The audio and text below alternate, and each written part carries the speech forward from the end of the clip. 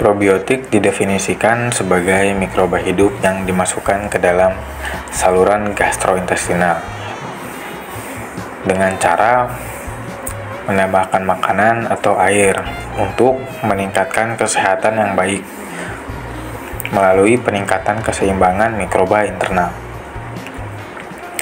Mikroba secara alami terdapat pada manusia, terutama pada ususnya, hewan akuatik, salju, tanah, sedimen air tanah, air tawar, air laut, dan dengan jumlah bakteri yang berbeda-beda. Kandungan probiotik merupakan suplemen yang mengandung sel-sel mikroorganisme hidup yang menguntungkan bagi organisme inang yang mengkonsumsinya.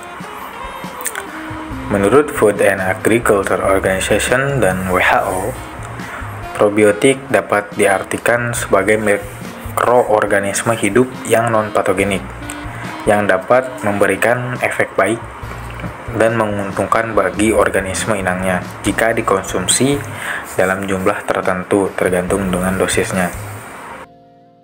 Pada umumnya, kendala yang biasa dihadapi oleh para petani pembudidaya ikan yaitu ikan yang dibudidayakan mudah terjangkit penyakit dan sistem imun yang rendah. Lalu, nafsu makan pada ikan yang rendah dapat menyebabkan pertumbuhan ikan lambat, serta hasil panen yang tidak optimal, dan ikan akan berukuran kecil. Pengaplikasian probiotik dalam kegiatan budidaya ikan dapat memperbaiki kualitas air sehingga serangan penyakit dapat diminimalisir. Dengan penambahan probiotik pada pakan, yaitu dengan cara penyemprotannya pada pakan, kemudian dikeringkan selama 30 menit. Pakan yang telah ditambahkan probiotik diberikan pada ikan dengan frekuensi 3 kali sehari. Bisa juga dengan penggunaan antibiotik. Akan tetapi, penggunaan antibiotik akan merugikan apabila penggunaannya tidak terkontrol dan akan berpengaruh negatif terhadap sistem pertahanan tubuh dan keseimbangan mikroorganisme yang penting, dan sering muncul strain patogen yang lebih ganas dibanding tidak menggunakan antibiotik yang berlebihan.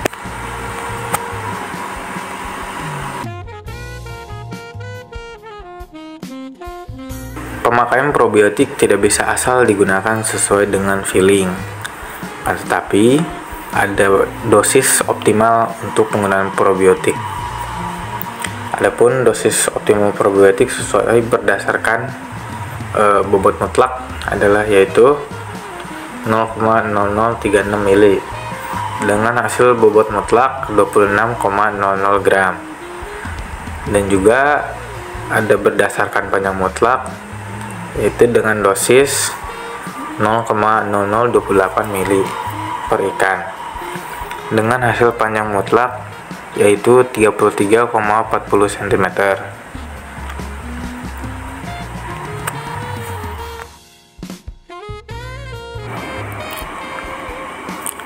Probiotik merupakan bahan pangan yang tidak dapat dicerna inang, namun memiliki efek menguntungkan dengan menstimulir pertumbuhan secara selektif terhadap aktivitas satu atau lebih bakteri dalam usus, seperti Lactobacilli dan Bifidobacteria, sehingga meningkatkan kesehatan inang.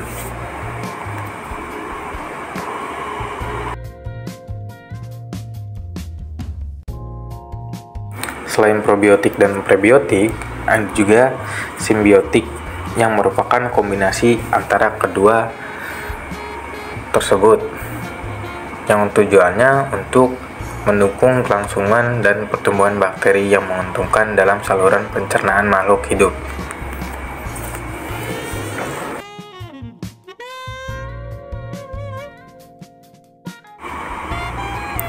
Pemberian probiotik yang diiringi dengan pemberian prebiotik diharapkan akan mampu menstimulir pertumbuhan bakteri probiotik dan bakteri menguntungkan lainnya, sehingga akan meningkatkan kesehatan inang.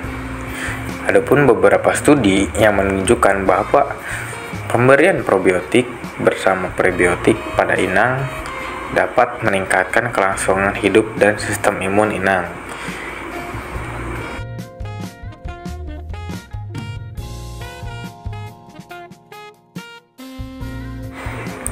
Penggunaan probiotik pada budidaya perikanan juga mampu memotong biaya pengeluaran ketika budidaya berjalan.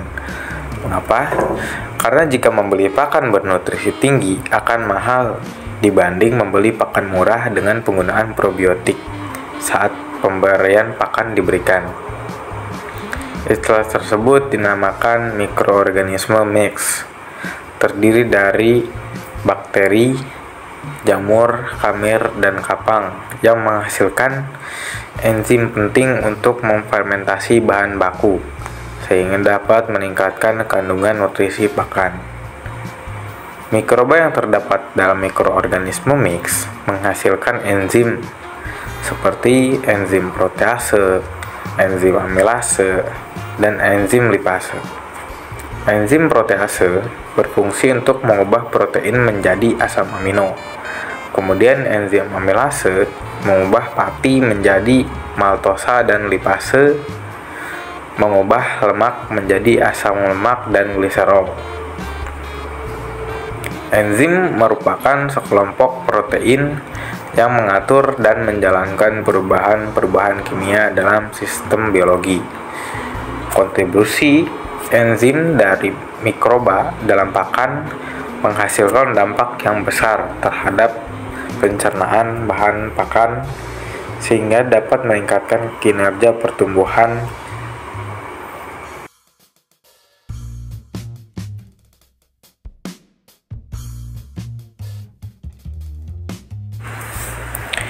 Antagonisme bakteri adalah fenomena umum di alam.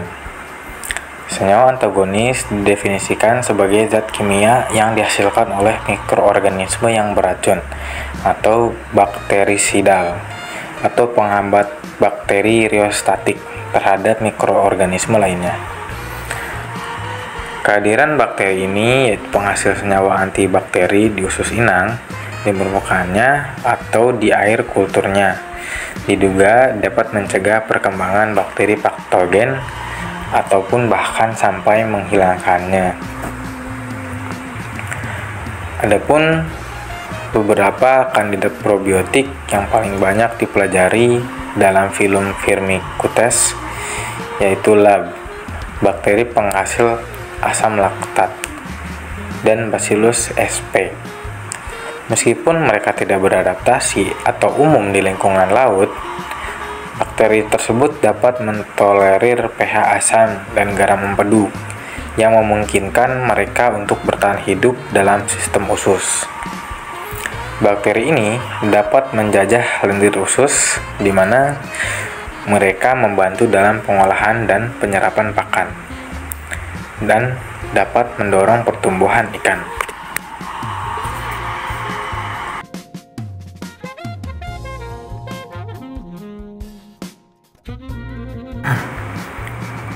Adapun probiotik yang mampu mengurai amoniak dalam kolam budidaya perikanan yaitu Nitrosomonas sp dan Nitrobacter sp. Bakteri tersebut adalah bakteri nitrifikasi yang dapat membantu proses perombakan amonia menjadi nitrit dan nitrat agar menghasilkan lingkungan perairan yang relatif layak dan aman dari senyawa yang berbahaya bagi ikan. Salah satu sumber utama dari amoniak di kolam ikan adalah karena pakan yang mengendap. Pemberian pakan yang berlebih akan menyebabkan beberapa pakan yang tidak dimakan oleh ikan akan mengendap di dasar kolam. Pakan ikan yang mengendap di dasar kolam ini memiliki banyak kandungan nutrisi seperti protein dan bahan organik yang apabila mengendap akan berubah menjadi racun. Dan ada proses nitrifikasi yang lebih mendetail yaitu ketika senyawa nitrogen yang berada di alam, proses ini dari perubahan amoniak NH4 menjadi senyawa nitrit NO2. Senyawa nitrit ini masih dalam bentuk senyawa yang belum stabil, yang kemudian dioksidasi untuk menjadi nitrat atau NO3. Dalam melakukan proses ini, terdapat berbagai syarat untuk melakukannya. Salah satunya ialah udara. Dan untuk mendapatkan suplai udara yang pas, dapat disuplai menggunakan kompresor atau blower.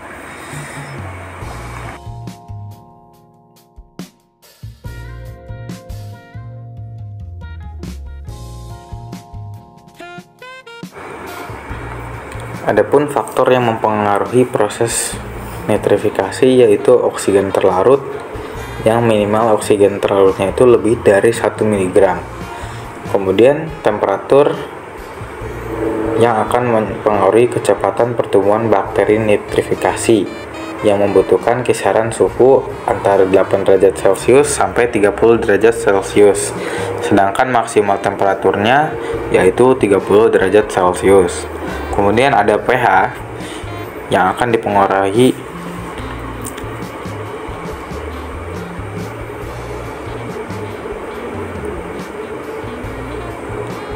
pH membutuhkan kisaran 7 sampai 8 pH. Kemudian intensitas cahaya matahari yang akan mempengaruhi pertumbuhan mikroorganisme lainnya. Jika cahaya matahari terlalu banyak, maka akan menyebabkan mikroorganisme mati. Namun jika kekurangan cahaya matahari akan menyebabkan mikroorganisme tidak tumbuh secara maksimum.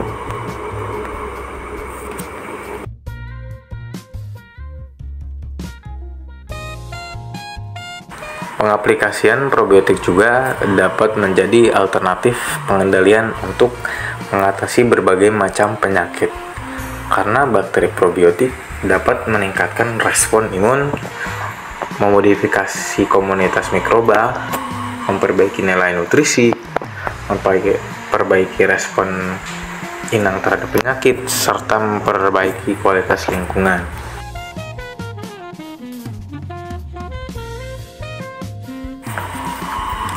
Adapun tujuan dari produk probiotik adalah untuk mendapatkan mikrobiota yang stabil dan terkontrol dalam kultur, seperti kompetisi untuk situs penempelan pada mukosa, kompetisi untuk nutrisi, dan produksi zat penghambat oleh mikroflora yang mencegah replikasi atau menghancurkan bakteri tantangan dan karenanya mengurangi kolonisasi.